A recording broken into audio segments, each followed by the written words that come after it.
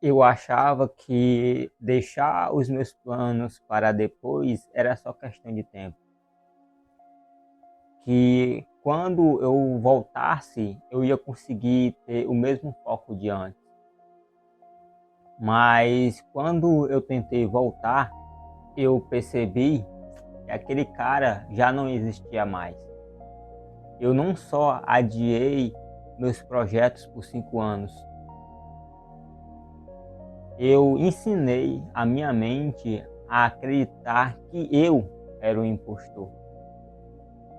E isso me revelou uma verdade que eu demorei muito tempo para aceitar. Se você também já adiou projetos e sonhos e caiu aqui de paraquedas, bem-vindo. Este canal existe para transformar esse tipo de dor em direção, através de dúvidas, erros e aprendizados reais. Se você está nesse processo colocando energia para ressuscitar o seu sonho, então você já é um Vector. Só falta assumir. Ninguém destrói o próprio futuro de uma vez só.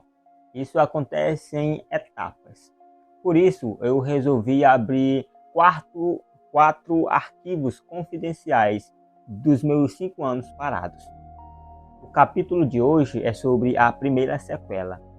Como a falta de desafio me fez esquecer de quem eu era.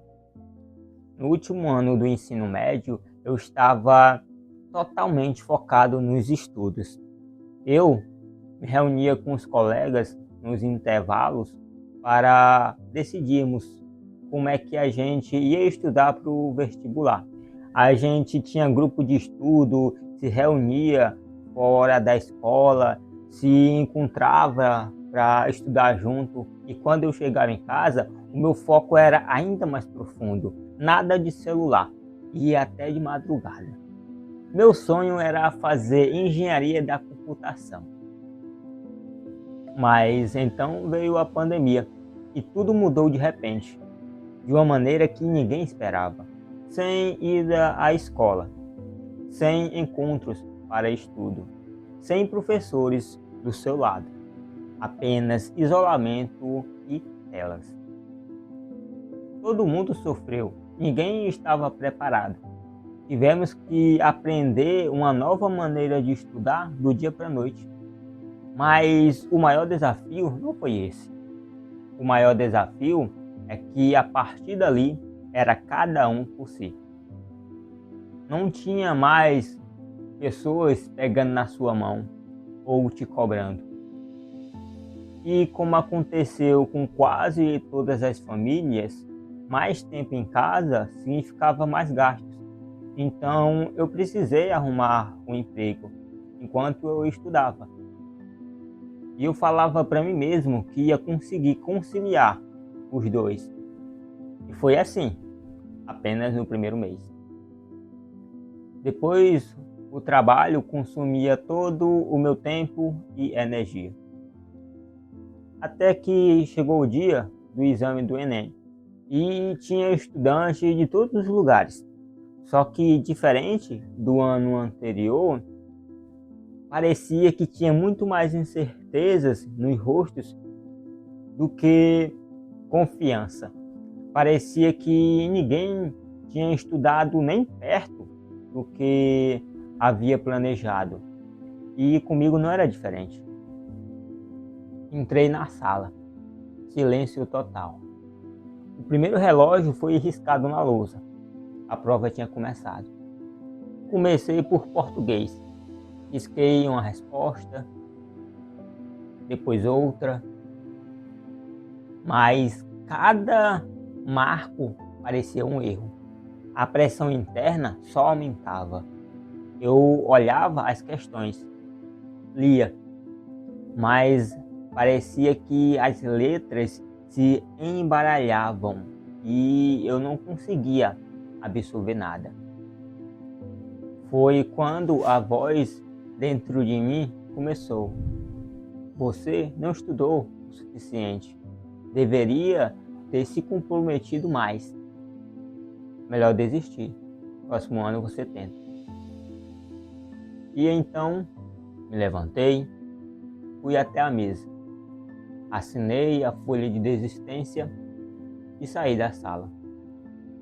Quando eu saí da sala, eu achei que eu tinha abandonado apenas uma prova, mas hoje eu reconheço que eu abandonei outra coisa, a confiança que eu tinha na minha própria palavra.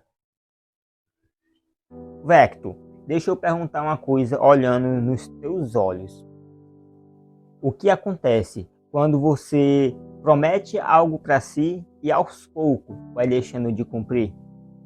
O que acontece quando a tua palavra começa a virar uma mentira para você mesmo? Eu voltei para a vida normal, trabalho cansativo, rotina cansativa, vida cansativa. Nos 5 anos seguintes àquele exame, algo mudou, mas eu só percebi muito tempo depois. A voz na minha cabeça estava diferente.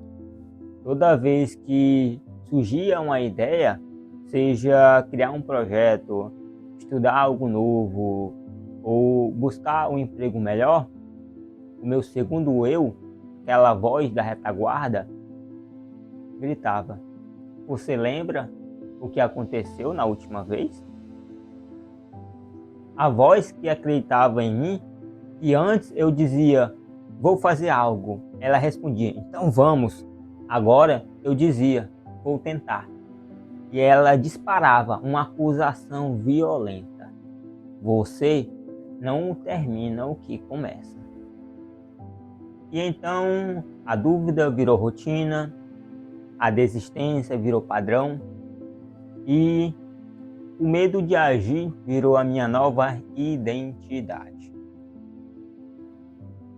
Cada desafio que aparecia parecia uma montanha gigante e íngreme que eu precisava escalar, sem equipamento e sem preparo. Foi aí que caiu a ficha. Na desistência daquele exame, eu tinha assinado um decreto eterno de que eu era incapaz de cumprir o que eu prometia para mim mesmo.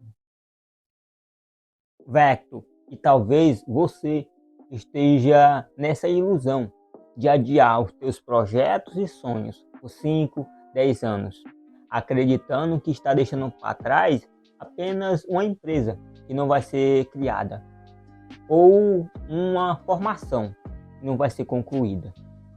Mas a verdade é que, sem você perceber, está destruindo a tua autoridade. Tudo começa com sonhos grandes no final do colégio, quando a tua energia e o teu tempo estão à flor da pele.